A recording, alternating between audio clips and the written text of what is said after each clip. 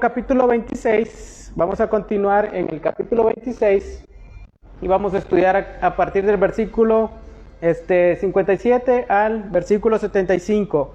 Esto que les acabo de poner pues es el contexto, ¿no?, de lo que hemos venido estudiando. Jesús es arrestado en el huerto de Getsemaní, ¿se recuerdan? Ahí Judas lo entrega con un beso. Judas ha acordado ya el precio de ese arresto de Jesús. Llega aquel grupo de personas, dijimos que eran aproximadamente unos 700 personas que estaban ahí en el huerto de Getsemaní cuando Jesús es arrestado. Entonces seguimos avanzando en aquella noche, ¿verdad?, de Pascua. Ahora durante ese arresto ya es pasada quizás la medianoche. Jesús es arrestado y es llevado a juicio. Los líderes religiosos ahora lo han tomado. ¿Se recuerdan que los líderes religiosos ya habían planeado el arresto de Jesús? Ya habían tramado, ya habían estado buscando la manera en cómo atraparle. Entonces ahora lo toman y van a llevar a cabo este juicio con el fin de darle muerte. Entonces era necesario que así pasara para que llegara ese gran día de expiación, ¿verdad? Lo que el Antiguo Testamento anunciaba de manera profética, ese cordero, ese macho cabrío expiatorio, estaba ahora a punto de cumplirse ese símbolo del Antiguo Testamento donde Jesús de manera definitiva iba a traer expiación por nuestros pecados. Entonces esta porción que vamos a estudiar hoy, aún los que estudian leyes, los juristas a nivel mundial lo han estudiado para poder comprender cómo fue el proceso, el juicio al cual se le aplicó a Jesús, la manera en que este juicio se llevó a cabo. Entonces, aún juristas a nivel internacional, en universidades, estudian este caso para poder comprender lo que es respecto a las leyes, ¿no?, a la jurisprudencia en los países. Entonces, a lo largo de la historia, hermanos, a lo largo de la humanidad, han habido juicios contra personas que han sido juicios contra personas inocentes, donde han culpado a personas inocentes y donde también muchos culpables han sido absueltos, ¿verdad? Juicios que se han llevado de manera equivocada. Pero este juicio que se le aplicó al Señor Jesucristo es uno de los juicios, o es si no el juicio más injusto que ha habido a lo largo de la historia, el juicio más irregular, el juicio más lleno de ilegitimidad que el Señor Jesús atravesó en su vida, y lo vamos a estar estudiando en esta tarde. Entonces, Dios quiere, hermanos, que al poder estudiar este pasaje podamos entender cómo este hombre justo, este hombre perfecto, murió injustamente. Todo el rechazo, toda esa burla que el Señor Jesucristo recibió a lo largo de su ministerio, en este preciso momento que vamos a estudiar hoy, está llegando al clímax total. ¿Se recuerdan a lo largo del ministerio, de su ministerio, cómo fue señalado? Ahora, en este preciso momento, los líderes religiosos lo tienen en sus manos y van a llevar a cabo lo que tenían planeado. Entonces, ninguno de los evangelios narra con detalle esto que aconteció en esa madrugada, pero al poder unir todos los evangelios, podemos ver con detalle lo que pasó en esa noche. Es por eso que vamos a estar viendo también pasajes de Marcos, pasajes de Lucas y también pasajes de Juan con respecto a este momento donde el Señor Jesús es enjuiciado. Para poder también entender esta porción que vamos a estudiar hoy y el capítulo siguiente, el capítulo 27, es necesario también saber que Jesús tuvo que pasar dos juicios en esa misma noche, o en ese mismo día que estaba empezando, ¿verdad? El primero fue un juicio eclesiástico y el segundo fue un juicio civil. El primero fue ante las autoridades judías, ante las autoridades religiosas, y el segundo fue ante los gentiles, los romanos. Jesús va a ir luego de estar con los líderes religiosos, va a ir con Pilato. Entonces, de esta manera, en el juicio de Jesús, pues estuvo representada toda la humanidad, tanto gentiles como judíos, ¿no? Ven qué interesante, ¿verdad? tanto los judíos como los gentiles están representados en este juicio. Entonces, hoy vamos a ver ese primer juicio que Jesús se enfrentó ante los líderes religiosos. Acompáñenme al versículo 57, ya lo acabamos de ver en el video, así que yo creo que vamos a poder entender un poquito mejor, verso a verso, lo que vamos a estudiar en esta noche. Dice el versículo 57, dice, los que prendieron a Jesús lo llevaron, dice, ante el sumo sacerdote Caifás, donde estaban reunidos los escribas y los ancianos. Recordemos, Jesús es arrestado en el huerto de Getsemaní. Ahí llegó aquella turba de gente, 700 personas, lo toman y ahora en esa misma madrugada lo están llevando ante el sumo sacerdote Caifás. Pero antes de que Jesús fuera llevado ante el sumo sacerdote Caifás, quien era el sacerdote oficial, Juan en el capítulo 18 del versículo 2 en adelante nos dice que Jesús fue llevado ante Anás. ¿Y quién era Anás? Anás era suegro de Caifás. Qué interesante, porque en ese momento Jesús está siendo llevado, lo dice Mateo, ante Caifás, pero cuando leemos de manera cronológica y juntamos todos los detalles de todos los evangelios, vemos que antes de ir ante Caifás, Juan nos dice que fue llevado ante Anás. Anás era también un sumo sacerdote que había estado fungiendo durante un tiempo. Según la ley judía, el sumo sacerdote debía de servir hasta su muerte, de manera vitalicia, ¿no? Se llama la palabra, ¿verdad? De manera vitalicia. Pero cuando los romanos conquistan Israel, ellos hicieron que el sacerdocio fuera por nombramiento, como hoy pasa, por ejemplo, con los magistrados de las cortes, que están durante un tiempo, unos años, ¿no? Los romanos establecen que ahora el sumo sacerdote años, luego va a ser cambiado, va a ser puesto otro. Entonces Anás había estado en ese puesto como sumo sacerdote por un tiempo. Estuvo en ese tiempo Anás como sumo sacerdote, estuvo como sumo sacerdote, pues acumuló mucho poder, porque él era, su familia sacerdotal, la que tenía el control de todo el negocio del templo. ¿Por qué? Porque cuando los peregrinos llegaban a Jerusalén, y al traer los sacrificios para las diferentes fiestas judías que se presentaban, la familia de Anás tenía el control de los animalitos que se vendían para los sacrificios dentro del templo. Y se recuerdan cómo Jesús llegó en un momento de su ministerio al templo y le dio vuelta a las mesas de los cambistas y dijo, ustedes han convertido esta casa de oración en una cueva de ladrones. Y se recuerdan cuando estudiamos ese pasaje cómo vimos que había un abuso de parte de estos líderes religiosos hacia las personas que venían a presentar sacrificios. Se abusaba económicamente de ellos. Entonces Jesús voltea todas esas mesas y este era el negocio que controlaba la familia del sumo sacerdote. Entonces Anás se volvió un político sagaz y lleno de poder. Sus hijos, Caifás, luego de que fue depuesto, le sucedieron en el lugar, en el trono. Pero Anás era todavía el poder, el que tenía el poder detrás de Caifás. Él era el que seguía moviendo los hilos, ¿no? Como pasa hoy en día cuando un presidente sale ir como presidente, acumulan poder y todavía tienen ese poder para seguir mandando, ¿verdad?, a los que vienen detrás de ellos. Entonces Anás era el poder detrás del trono que entonces ocupaba en ese momento su yerno Caifás. Entonces así que Jesús es llevado primero ante Anás y seguramente se encuentran en ese mismo lugar de aquel palacio. Quizás era una propiedad o un terreno muy grande aquel palacio. Y ahí Jesús es llevado, nos dice Juan capítulo 18, y ahí a Jesús se le hace un interrogatorio.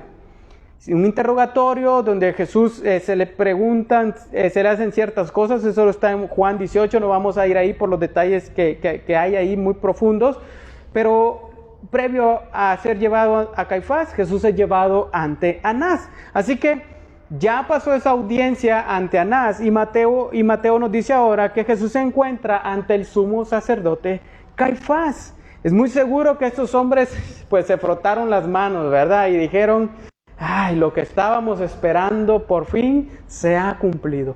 Este hombre que teníamos tiempo de estarlo persiguiendo, tiempo de procurando arrestarlo, procurando atraparlo, ahora está frente a nosotros y vamos a aprovechar este momento. Entonces Mateo nos dice que al llegar Jesús ante Caifás, en ese lugar, vean qué interesante, ya estaban reunidos los escribas y los ancianos. Y es interesante porque el Sanedrín, que era compuesto por estos grupos de personas, ya está reunido. Cuando los soldados y el grupo grande llevan a Jesús desde el huerto de Getsemaní, Caifás seguramente había reunido al concilio y al Sanedrín para poder juzgar a Jesús esa misma madrugada. Quizás él se movió rápidamente, dijo, no, vayan a arrestarlo en lo que yo logro aquí juntar al concilio a un quórum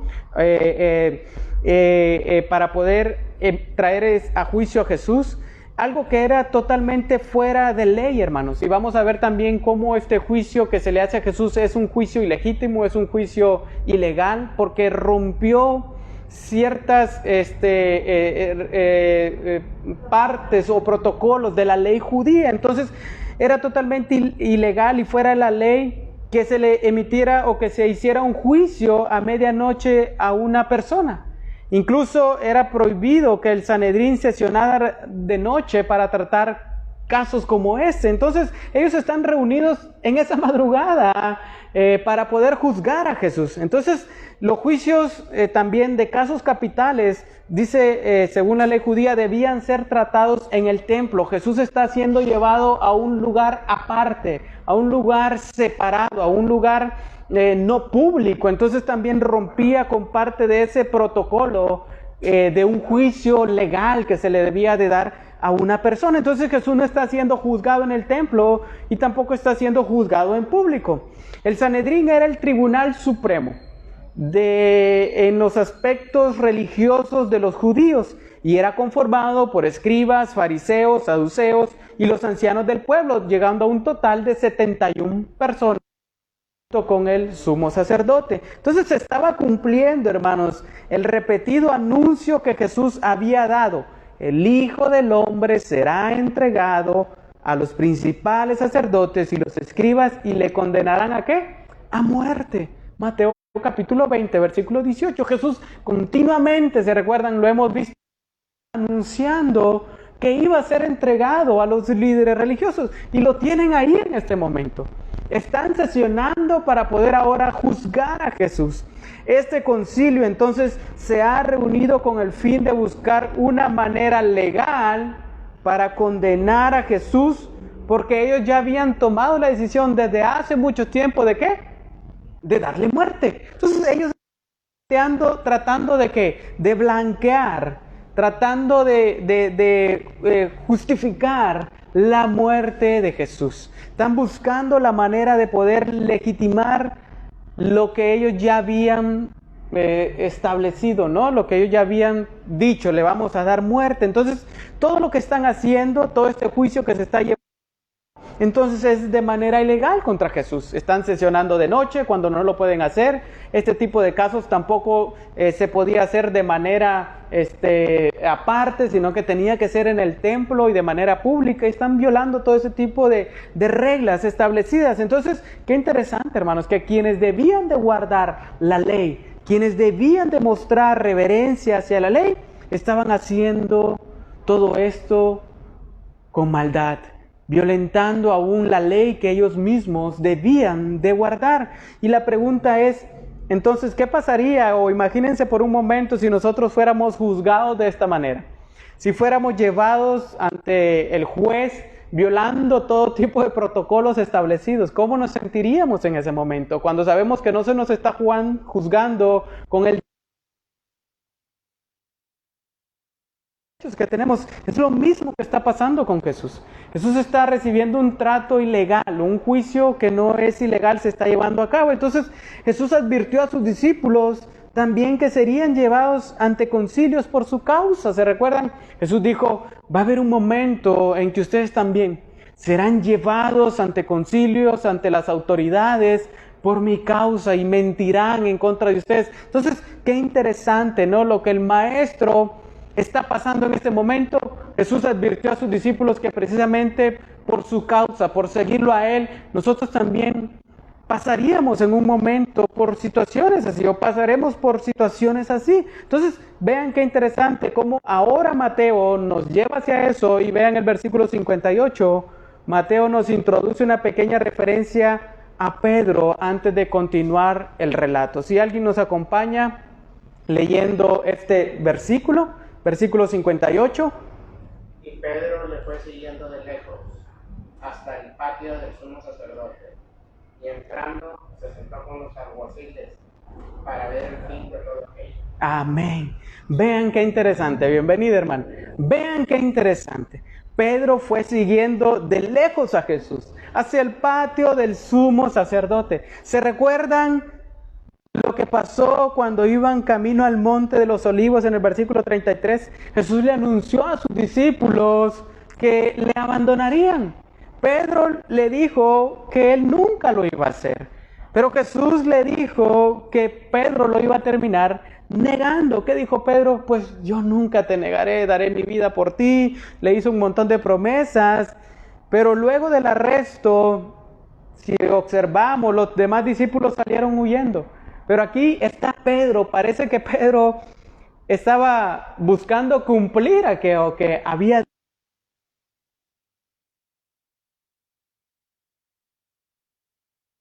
del sumo sacerdote, porque es allí a donde Jesús fue llevado luego de ser presentado ante Anás. ¿Se recuerdan? Entonces, en el corazón de Pedro podemos ver pues amor, afecto hacia Jesús. Parecía que Pedro quería demostrar que Jesús se había equivocado en el anuncio que Jesús le había dado. Me vas a negar, Pedro. Parecía que Pedro está diciendo, no va a pasar como Jesús dijo. Pero vean qué interesante aquí.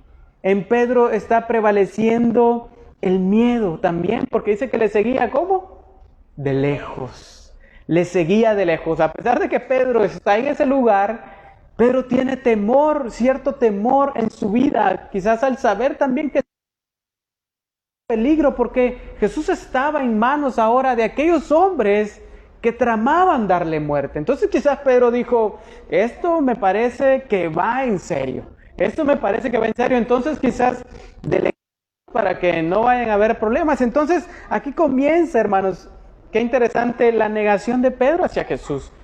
Sus acciones estaban negando a Jesús. Pedro estaba de lejos. Y nos pasa, hermanos, muchas veces a nosotros, que seguimos a Jesús de lejos, o quizás a escondidas por temor a nuestro propio bienestar, ¿sí, no?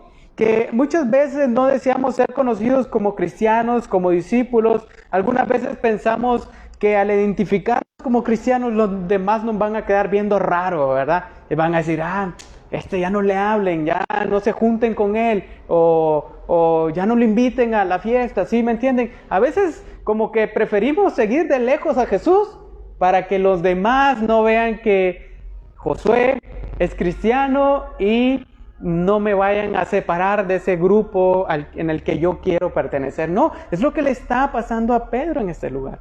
Pedro está siguiendo de lejos a Jesús. Pedro está empezando desde ahí a negar a Jesús. Pedro está empezando a encaminarse hacia esa negación. ¿Por qué? Porque aunque está en ese lugar, parece que no está en ese lugar. Está siguiendo de lejos a Jesús. Y vean qué interesante lo que dice el texto. Se sentó junto a ¿quiénes? A los alguaciles, a los guardias. Vean, para ver el fin de todo aquello. ¿Cómo le hizo Pedro para poder entrar en aquel lugar quizás con mucha seguridad, con muchos soldados alrededor? Juan capítulo 18, versículo 15, nos narra cómo Pedro logró entrar en ese lugar. Pedro logró entrar hasta el patio de la casa del sumo sacerdote Caifás. Juan capítulo 18 nos dice que Pedro estaba calentándose en una fogata, como lo vimos en el video de ver. Estaba ahí Pedro. Juan nos dice que hacía mucho frío en aquella madrugada. Entonces recordemos que es de madrugada y que el juicio que se está llevando a cabo no se debía llevar a cabo en ese tiempo. Entonces Pedro está ahora en el patio, logró entrar ahí, pero lo sigue de lejos a Jesús.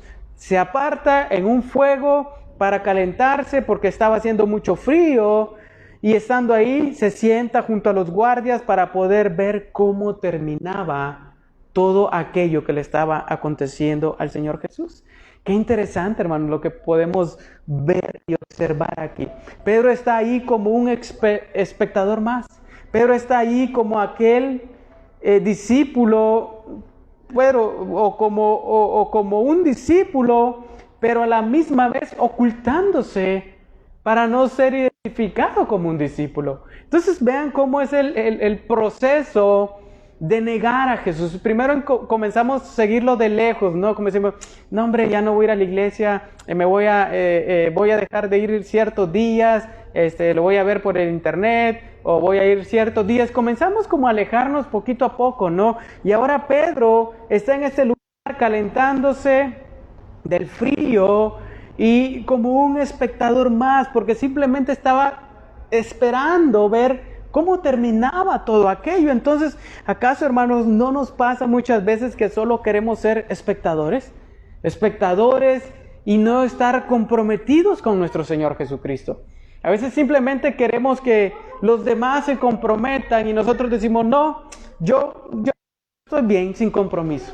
Yo me quedo en mi casa, yo nomás voy, no me involucro en nada, yo nomás quiero estar allí, pero sin comprometerme con el Señor Jesús. Entonces, ser discípulo no es decir hoy soy y mañana no soy, hermanos. Ser discípulos es realmente hacer una profesión de fe hacia nuestro Señor Jesucristo. Entonces, hermanos, asegurémonos como creyentes de que este no sea nuestro mismo caso, donde sigamos a Jesús de lejos y desde un lugar confortable, donde pensemos de que ahí estamos bien, como en el caso de Pedro. Pedro está de lejos en un fuego, calentándose para poder ver el fin de todo aquel asunto. Entonces, seguramente, hermanos, si vivimos un cristianismo de esta forma, no podremos soportar el fuego de la prueba cuando venga a nuestras vidas.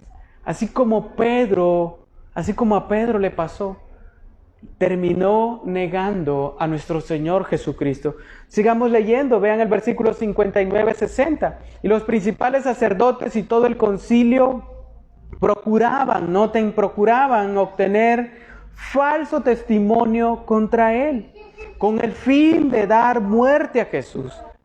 60, y no, a pesar de que se presentaron muchos falsos testigos, pero más tarde, vean, se presentaron dos. Entonces recordemos, el Sanedrín es la Corte Suprema de los asuntos religiosos de la nación judía y constaba de 71 personas, y ahí están ahora reunidos en el palacio de Caifás, y lo primero que debía de pasar en un juicio legal era poder presentar testigos para un caso. Entonces ellos están procurando, entonces vean qué interesante aquí, obtener un falso testimonio. Entonces, ¿qué está pasando aquí? Algo anda mal en este juicio, porque el texto nos dice que estos líderes religiosos están intentando obtener falso testimonio contra Jesús, con el fin de darle muerte. Entonces, qué interesante, ¿no? Recordemos que es de madrugada y posiblemente esos líderes religiosos buscaron apresuradamente personas que estaban dispuestas a testificar contra Jesús. ¿Para qué? Para avalar su muerte. Entonces, en un juicio legal, los testigos se tenían que presentar. Pero aquí ellos están, digamos que salieron a buscar gente para que diera falso testimonio contra Jesús, para que presentaran un falso testimonio contra Jesús y así poder avalar su muerte. Pero no pudieron dar un falso testimonio. Vean lo que dice el texto ahí. A pesar de que se presentaron muchos falsos testigos, por mucho que buscaron e intentaron, no pudieron obtener nada contra Jesús. Jamás iban a poder encontrar maldad en aquel hombre que vivió una vida perfecta, una vida de obediencia. Eso era algo absurdo de parte de esos líderes religiosos, buscar obtener un falso testimonio contra Jesús. ¿Por qué? Porque Jesús vivió en completa obediencia ante Dios. Marcos capítulo 14, versículo 56 nos dice, porque muchos daban falso testimonio contra él, pero sus testimonios se contradecían. Entonces estos falsos testigos que estos líderes religiosos están obteniendo, aún en lo que decían, se contradecían. Aún en lo que aseguraban en contra de Jesús, se contradecían. Entonces el hecho, hermanos, de buscar testigos estaba en contra del espíritu de la ley. Ellos entonces están actuando de manera que ilegal, de manera ilegítima en un juicio. Ellos están buscando falsos testigos. Entonces imagínense, usted o yo ser acusado falsamente por alguien que dijo ver algo y que no lo vio. Que dice yo vi esto, que hizo esto, esto y esto, y no realmente la verdad. Lo mismo le está pasando a Jesús. Están buscando falsos testigos. Están buscando personas que den falso testimonio contra él, con el fin de poder avalar la muerte, con el fin de poder justificar su muerte. La ley judía, hermanos, castigaba con la muerte a quienes fueran falsos testigos. La ley judía era claro en eso. Y había pena de muerte para aquellos que daban un falso testimonio. Pero noten, a estos hombres no les pasó nada.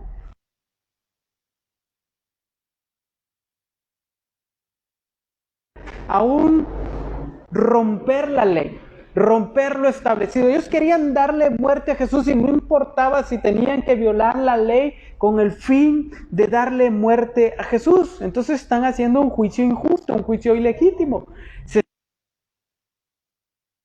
Por el salmista en Salmo 27:12, donde dice, porque testigos falsos se han levantado contra mí y los que respiran violencia. El salmista lo había escrito, hermanos. Falsos testigos se levantarían contra el Hijo de Dios, respirarían violencia contra él. Entonces, después de no obtener una acusación, vean qué pasa. Se presentaron, ¿cuántos? 2 testigos. Y estos eran testigos falsos que aparecen con una acusación aparentemente para poder acusar a Jesús. Recuerden, la ley exigía que hubiese 2 testigos por lo menos para poder acusar a una persona. Deuteronomio 17, versículo 6. La ley pedía 2 testigos para acusar a una persona. Y aquí estaban 2, aparecieron 2. Después de muchos que se contradecían, ahora aparecen 2 testigos. Pero es claro, hermanos, se han puesto de acuerdo con los líderes religiosos para poder acusar a Jesús falsamente. ¿Qué es lo que dijeron? ¿Cuál es la acusación que traen contra Jesús? Versículo 61, si alguien lo quiere leer. Vean la acusación que estos 2 testigos presentan contra Jesús. Que dijeron, este declaró, yo puedo destruir el templo de Dios y en 3 días reedificarlo. Vean la acusación que traen estos testigos. Esos hombres dan una declaración sobre algo que Jesús dijo. Y la pregunta es, ¿había dicho Jesús realmente estas palabras? No, Jesús no dijo estas palabras. Ellos están tergiversando las palabras que Jesús había dicho aproximadamente 3 años atrás, cuando inició su ministerio. Eso lo encontramos en el capítulo 2 de Juan, versículo 19 al 21. Vean lo que dice. Jesús les respondió, destruyan este templo, vean la diferencia, destruyan este templo y en 3 días lo levantaré. Entonces los judíos dijeron, en 46 años fue edificado este templo y tú lo levantarás en 3 días. Pero él hablaba del templo de su cuerpo. Entonces Jesús no se está refiriendo al edificio del templo, sino ¿a qué? A su cuerpo. A su cuerpo, porque estos hombres, líderes religiosos, le estaban pidiendo una señal a Jesús. Muéstranos una señal. Jesús les dijo, la señal de Jonás les daré. ¿Qué es esta? Destruyan este templo, denme muerte, asesínenme Crucifíquenme y en 3 días lo levantaré. En 3 días resucitaré. Eso es lo que Jesús está diciendo. Está hablando de su cuerpo, no está hablando del templo. Entonces, qué interesante, hermanos. Jesús ahora es el nuevo templo del nuevo pacto, entonces. Vean qué interesante. Entonces, esta era una falsa acusación, entonces, de parte de estos líderes, estos 2 testigos, Ellos están tergiversando, ellos están distorsionando lo dicho por Jesús, porque Jesús no dijo que iba a destruir el templo. Jesús dijo, destrúyanlo, el templo, destrúyanlo, y yo en 3 días lo levantaré, pero se refería a su cuerpo. Entonces ellos están distorsionando lo dicho por Jesús. Al no poder encontrar una manera de poder acusar a Jesús, ahora se presentan estos 2 testigos para acusarle de buscar destruir el templo de Israel. De buscar destruir el templo de Israel, que era lo más sagrado para ellos, lo que hoy equivaldría, hermanos, a decir que Jesús era un terrorista religioso, que Jesús estaba buscando atentar contra el templo de los judíos, que Jesús quería destruir lo más preciado de los judíos. Entonces, esos hombres vienen con esta acusación. Y vemos que es una acusación entonces distorsionada, es una acusación falsa. Estaban distorsionando las palabras de Jesús. Marcos capítulo 14, versículo 59 nos dice que ni siquiera sus versiones concordaban, que ni siquiera su testimonio concordaba. O sea, le preguntaban a uno una cosa, le preguntaban al otro otra cosa y no coincidía. Entonces, vean, hermanos, siempre ha existido y existirán tales personas que distorsionan las palabras de Cristo para su propio beneficio, para su propia perdición. La distorsión de las cosas es... vean qué interesante, distorsionan estas cosas, distorsionan lo que Jesús ha dicho, y habrá distorsionadores, hermanos, que distorsionarán las palabras de los seguidores de Jesús. Habrán personas que distorsionarán lo que nosotros lleguemos a decir como discípulos de Jesús. ¿Con el fin de qué? Con el fin de acusarnos falsamente, con el fin de señalarnos falsamente. No, es que el hermano dijo tal cosa, pero con el fin de acusar falsamente a los seguidores de Jesús, porque recuerden que Jesús anunció, serán llevados ante los concilios, serán llevados ante los gobernantes, juzgados por mi causa. Entonces, vean, la situación se está poniendo un poco difícil para el Sanedrín. No tienen testigos, no tienen una acusación contra Jesús, están buscando entonces rápidamente poder buscar sentenciar a Jesús y darle muerte. Vean versículo 62. Entonces el sumo sacerdote, levantándose, le dijo, ¿no respondes nada? ¿Qué testifican estos contra ti? El sumo sacerdote entonces está retando a Jesús a responder las acusaciones presentadas contra él. Entonces, ante estas acusaciones, Jesús, ¿qué hace? Guarda silencio. Jesús pudo haber hecho una defensa grande, decir, pues eso que yo dije no es realmente lo que ustedes están entendiendo. Y Jesús pudo haber hecho una defensa, incluso trayendo testigos de sus milagros, trayendo testigos de sus sanidades, trayendo testigos de las resurrecciones que había llevado a cabo. Jesús pudo haber hecho una defensa de sí mismo en ese momento, pero vean, el sumo sacerdote Caifás lo está retando a responder a estas acusaciones presentadas. Pero Jesús, ¿qué hizo? Guardó silencio. El sumo sacerdote quizás esperaba que Jesús se defendiera de las acusaciones, pero Jesús está guardando silencio. Y esto, hermanos, quizás llenaba de asombro a estos hombres. ¿Cómo era posible que un hombre no se defendiera ante tales acusaciones? ¿Cómo era posible que este hombre fuera acusado falsamente y no se defendiera? Con esto, entonces, Jesús estaba mostrando, hermanos, que estaba dispuesto a ir a la cruz y morir. No estaba dispuesto a defenderse. No estaba dispuesto a dejar de tomar esa copa que el Padre le había asignado. Él estaba mirando hacia la cruz ya. Y es por eso que ahora Satanás está cargando todo el peso de la falsa acusación, cargando todo el peso de la mentira contra Jesús. Y se estaba cumpliendo entonces, hermanos, lo que dijo el profeta Isaías en el capítulo 53, versículo 7. ¿Quién se lo sabe de memoria? Fui oprimido y afligido, pero no abrió su boca. Pero que es llevado al matadero, y como oveja que ante sus trasquiladores permanece muda, él no abrió su boca. El profeta Isaías, hermanos, ya lo había escrito desde hace mucho tiempo, que el siervo iba a sufrir, iba a ser oprimido, iba a ser afligido y no iba a abrir su boca. Como un cordero que es llevado hacia la muerte, como un cordero que es llevado ante sus trasquiladores y permanece en silencio, así el Señor Jesús permanece en silencio, hermanos. Lo dicho por el profeta Isaías. Bendito entonces silencio de nuestro Salvador, hermanos. Bendito silencio del Señor Jesucristo, que ahora entonces nos provee salvación a nosotros.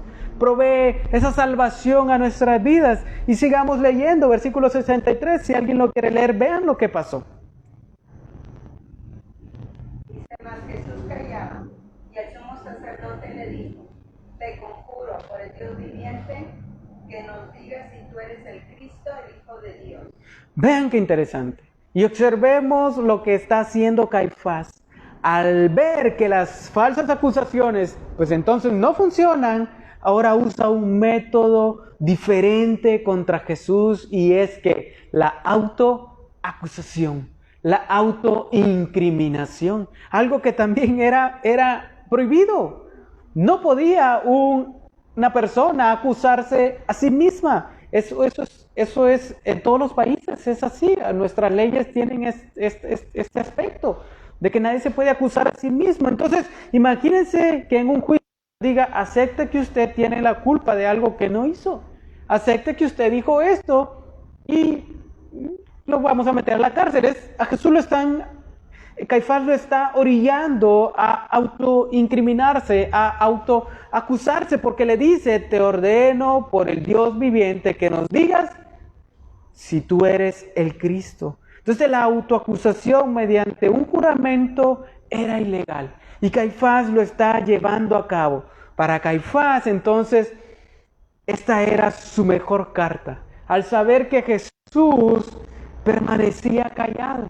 Entonces, esto que Caifás está haciendo, te ordeno por el Dios viviente que nos digas, es que Caifás entonces está tomando el lugar de juez, tomando el lugar de acusador en lugar de juez imparcial. Ahora ya no está del lado imparcial, ahora ya se hizo de la parte acusatoria y está buscando entonces acusar a Jesús.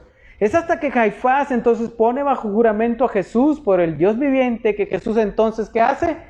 Habla.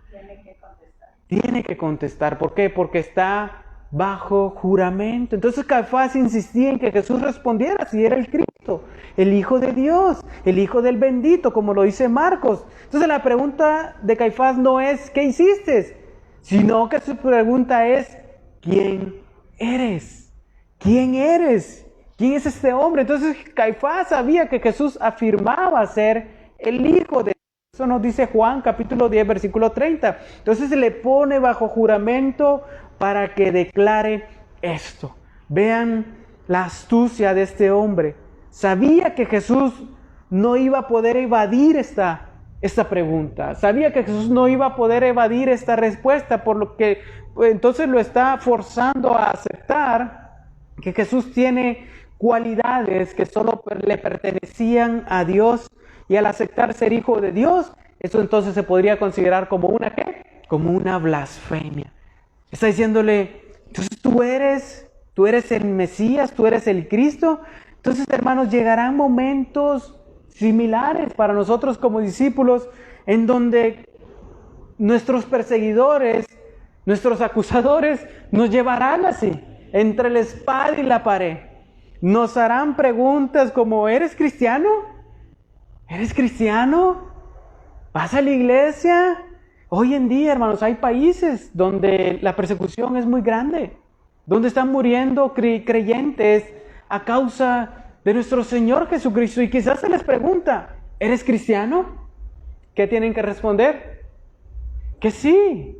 Si verdaderamente son discípulos y seguidores, responderán que sí. Entonces imagínense, hermanos, llegarán momentos donde los seguidores, los discípulos, serán perseguidos y serán llevados a responder con la verdad, tal y como nuestro Señor Jesucristo lo va a hacer. Entonces debemos de aprender, hermanos, a responder con la verdad, tal y como el Señor Jesucristo lo hizo ante Caifás. Jesús afirmó entonces ser el Hijo de Dios. Versículo 64, Jesús le contestó. ¿Qué le contestó?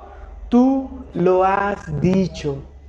Sin embargo, a ustedes les digo que desde ahora verán al Hijo del Hombre sentado a la diestra del poder.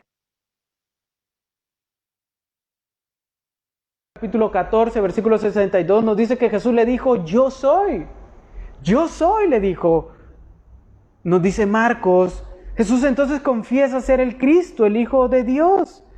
Y aquí en este versículo Jesús se aplica a sí mismo el Salmo 110 y Daniel capítulo 7, versículo 13, que eran pasajes mesiánicos, que apuntaban hacia esa deidad de nuestro Señor Jesucristo. Entonces aquí Jesús les está mencionando y les está prediciendo su resurrección, su ascensión y su venida en gloria. Es como si Jesús les dijera, en este momento me ven sumiso, pero llegará el día en que me verán de una manera diferente a como hoy me tienen delante de ustedes.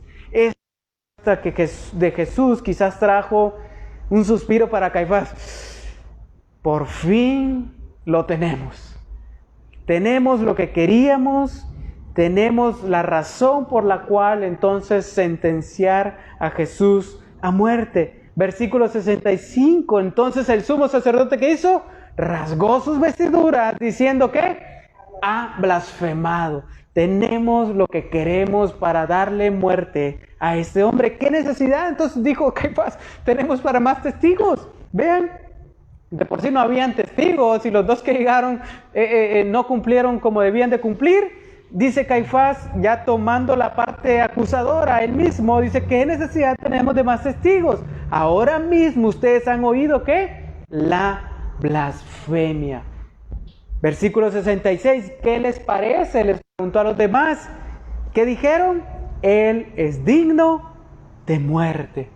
Sin darle a nadie más la oportunidad de expresar una opinión, Caifás se rasga las vestiduras en una angustia pues fingida y dice, ha blasfemado. Jesús ha blasfemado al considerarse el Hijo de Dios, al considerar tener las mismas cualidades divinas que Dios. ¿Era una blasfemia? No lo era, porque Jesús era quien dijo que era.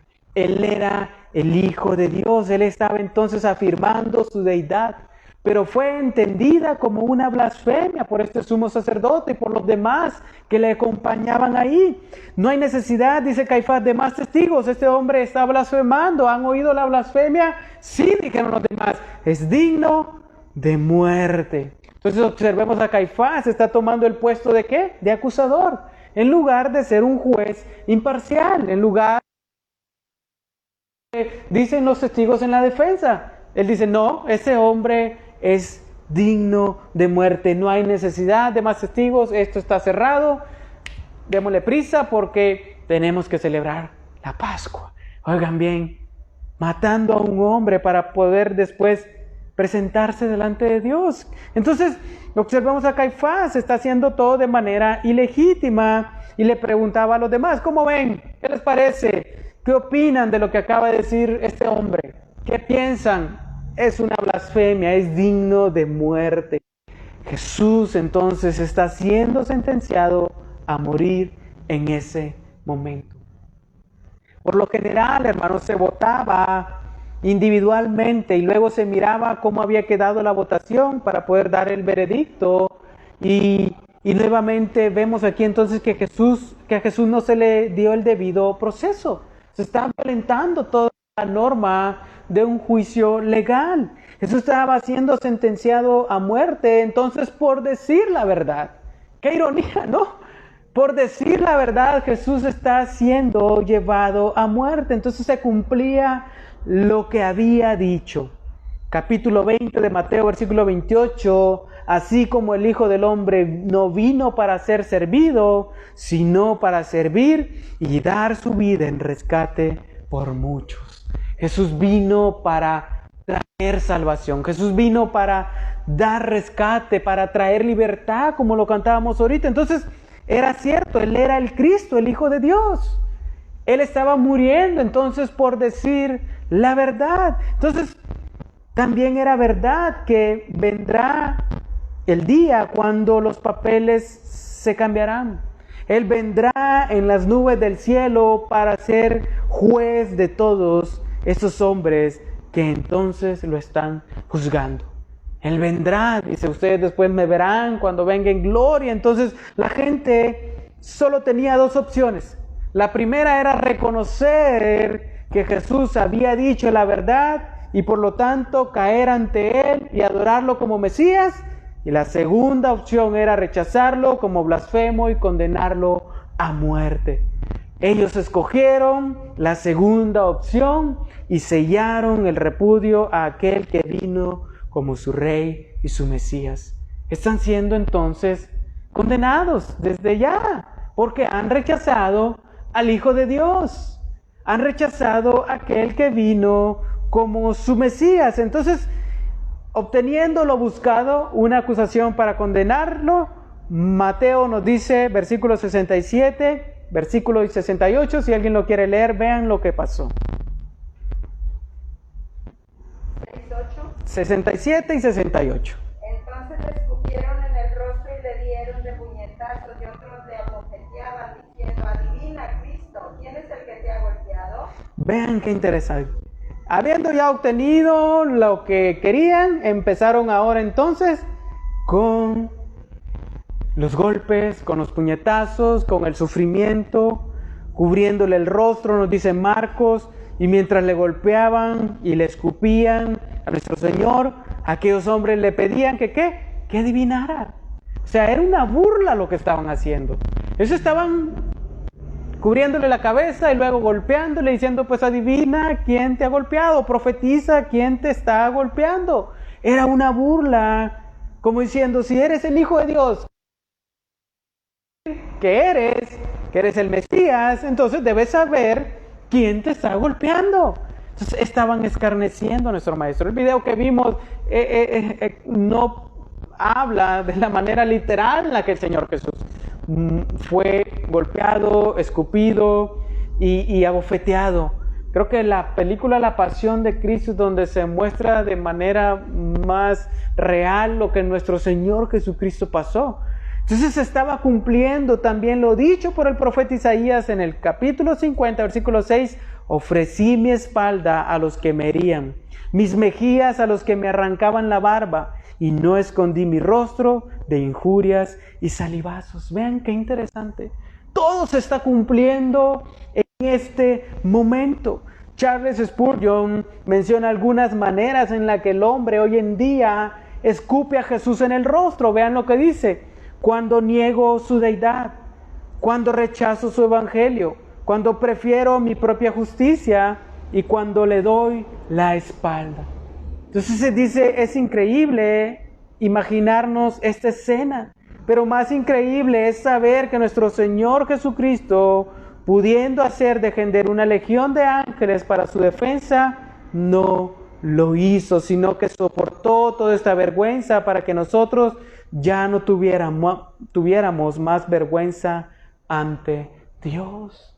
Él está sufriendo toda esta vergüenza, Él está siendo escupido, Él está siendo golpeado, Él está siendo avergonzado, Él está sufriendo, soportando toda esta vergüenza para que ahora nosotros, hermanos, no tengamos vergüenza al presentarnos delante de Dios. Él llevó nuestra culpa, Él llevó nuestra vergüenza, Él llevó nuestras heridas, Él llevó nuestras angustias, Él las cargó, hermanos, para que ahora nosotros nos presentemos sin vergüenza ante Dios. Entonces Cristo tuvo que ser condenado ante el tribunal de los hombres, siendo inocente, para que ahora nosotros, siendo culpables, seamos absueltos ante el tribunal de Dios. Gloria a Dios por eso, hermanos. Gloria a Dios.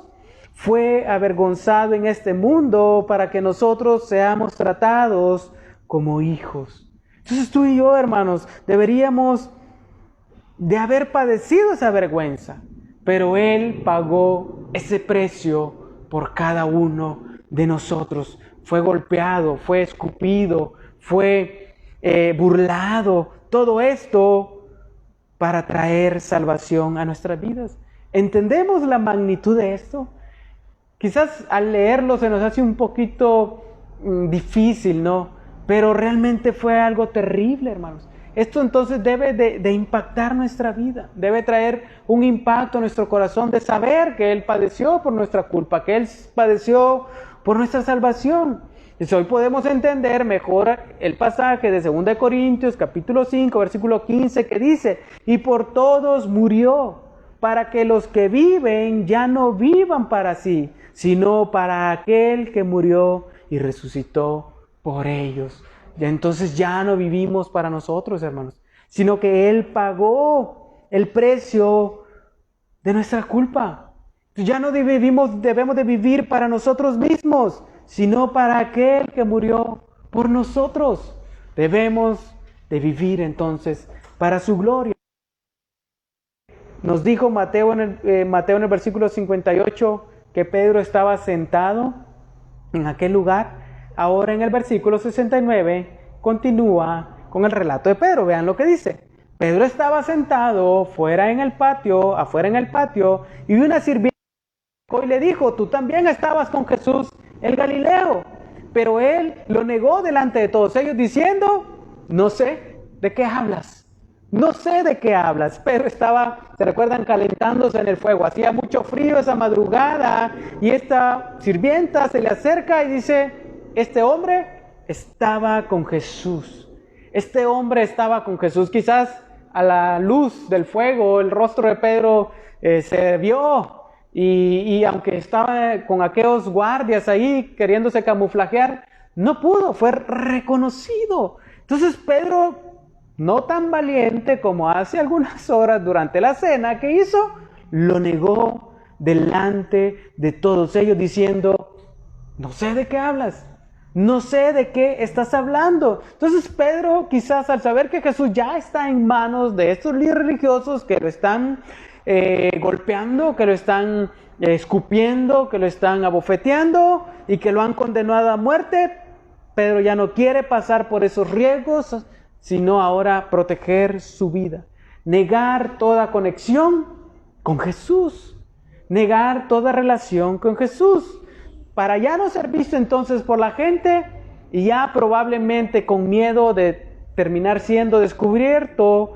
Pedro se mueve del lugar. Versículo 71, cuando salió al portal, se movió, lo vio otra sirvienta y dijo a los que estaban allí: este estaba con Jesús, el Nazareno. Y otra vez él lo negó con juramento: yo no conozco a ese hombre. Mientras Pedro se movía, otra sirvienta lo reconoció y lo señaló y le dijo a los demás: vean, ese hombre estaba con Jesús. Este hombre estaba con Jesús. Pero Pedro volvió a negar que había estado con Jesús y dijo: yo no conozco a ese hombre. Ahora Pedro es culpable ¿de qué? De perjurio. Es decir, de jurar falsamente, porque dice el versículo 72, y él lo negó ¿con qué? Con juramento. Estaba jurando que no había conocido al Señor Jesucristo. Pedro estaba siendo culpable entonces de perjurio. ¿Acaso no había sido Pedro el que le había asegurado a Jesús que no lo negaría? ¿No había sido Pedro en la cena que le había dicho yo nunca te negaré, yo nunca lo haré? Es el mismo. El que había confiado en su propia fuerza para vencer la prueba. Es por eso que Jesús en el huerto de Getsemaní, Jesús les dijo, velen y oren para no caer en tentación, para no caer cuando la prueba venga. Pero no, pues yo puedo pasar esa prueba. Y se acostó a dormir en lugar de orar y de velar. Sigamos leyendo, versículo 73. Un poco después, pasó un tiempo, se le acercaron los que estaban allí y dijeron a Pedro, seguro que tú también eres uno de ellos, porque aún tu manera de hablar, ¿qué? Te descubre. Una mejor manera de decir esto es, eres uno de ellos porque tu acento me parece igual al de Jesús, igual al de los seguidores de Jesús. Los galileos tenían un acento muy diferente a los que vivían en Judea. Entonces era muy fácil para la gente de Jerusalén reconocer a los que venían de aquella región de Galilea, del norte de Israel. Entonces Pedro ya no sabe qué hacer. Lo han descubierto como uno de sus discípulos y vean qué hizo. Entonces él comenzó a ¿qué? A maldecir y a jurar, yo no conozco al hombre. Al hombre, dice ahora. Al hombre. Y al instante, ¿qué? Un gallo cantó. En esta tercera respuesta, Pedro dice, yo no conozco a este hombre. Pedro está perdiendo el control ya de sus emociones. Ya está maldiciendo. Está ya jurando que no conoce a Jesús. Y no solo seguía de lejos a Jesús, sino también su conducta indica que ya estaba muy lejos de Jesús espiritualmente. Está ahora maldiciendo, está ahora jurando que no conoce a ese hombre. ¿Y qué pasó? Tal como Jesús lo había anunciado, un gallo iba a cantar. ¿Y un gallo qué pasó? Cantó. Por eso cuando a veces nos despertamos tarde y se me durmió el gallo, que no despertó el gallo a tiempo. El gallo cantó. Cuando Pedro le negó 3 veces, un gallo cantó. Lucas nos dice que en ese mismo instante Jesús se dio la vuelta y miró a Pedro. Esa mirada de amor de parte de Jesús y al darse cuenta de que había fallado a su Señor, produjeron en Pedro un profundo sentido de culpabilidad. Versículo 75 dice que Pedro se acordó de lo que Jesús le había dicho. Antes de que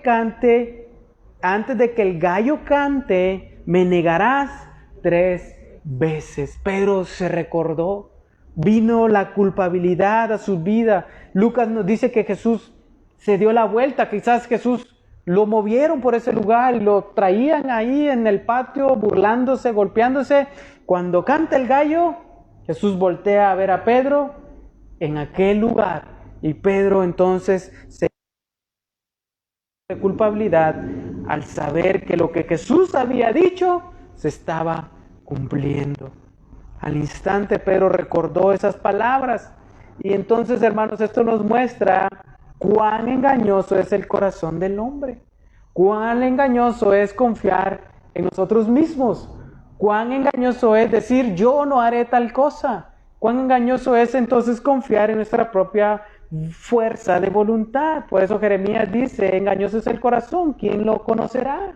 Entonces la palabra lloró en el idioma original griego en el cual se escribió el Nuevo Testamento. Dice que Pedro lloró con gemidos audibles. Pedro lloró tan fuerte que expresaba su angustia con gritos, con gemidos, porque sabía que lo que Jesús había dicho se había cumplido. Él había negado al Señor 3 veces.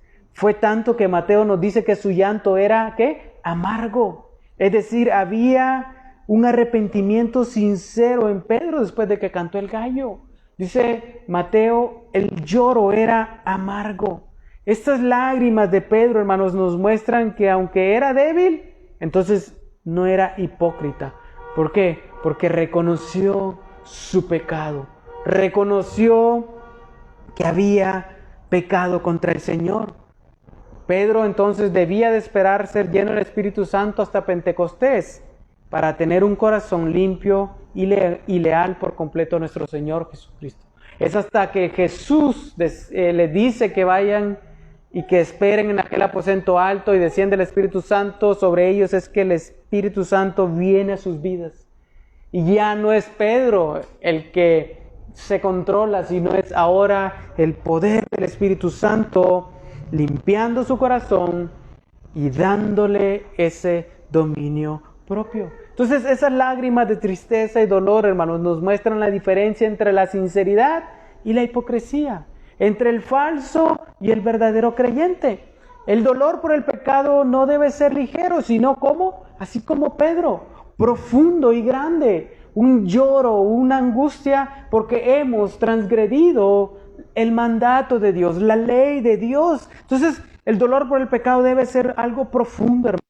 El verdadero arrepentimiento por el pecado tiene una mejor evidencia en un cambio radical de conducta. Por eso dice, por sus frutos, ¿qué? Los conocerán. Un verdadero arrepentimiento demuestra un cambio de conducta. Un verdadero arrepentimiento va a mostrar un verdadero cambio de conducta. Ya no vas a seguir viviendo de la misma manera. Si te has arrepentido verdaderamente delante del Señor, tu conducta va a demostrarlo. Entonces vean cuán débil y engañosa es nuestra naturaleza humana. Pero bendito, hermano, sea el Señor que intercede por los suyos. Jesús le dijo a Pedro, yo he intercedido para que tu fe, ¿qué? No falte. Satanás te ha pedido, Pedro, para zarandearte, pero yo he orado para que tu fe no falte. Bendito sea el Señor que Él está entonces intercediendo para que nosotros podamos también pasar por la prueba y no caer en el pecado totalmente. Entonces, hermanos, como conclusión, recordemos que Cristo sufrió el doble juicio para que nosotros seamos absueltos ante el tribunal divino. Los dos requisitos para ser absueltos son arrepentimiento del pecado, aceptación de Cristo por fe como Salvador personal y único y suficiente. Esa es la razón por la cual entonces nosotros podemos ser absueltos de esa culpa.